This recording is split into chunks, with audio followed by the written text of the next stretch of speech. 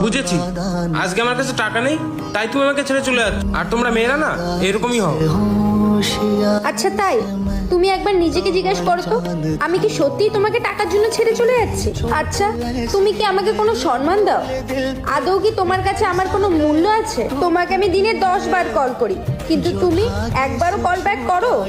তোমাকে আমি যদি কোনো জিনিস পছন্দ করে এনে দিই, তোমার সেটা পছন্দ হয় না, সস্তা বলে মনে হয়। আরে, তুমি আমাকে ভালোবেসে কখনো কিছু জিজ্ঞেস করেছো, এনে দিয়েছো? আমি তো তোমার কাছে একটু ভালোবাসা ছাড়া আর কিছু চাইনি। আর হ্যাঁ, আমি গরিব ঘর থেকে বিলং করি, কিন্তু সেটা জেনে শুনেই তো তুমি আমার কাছে এসেছিলে।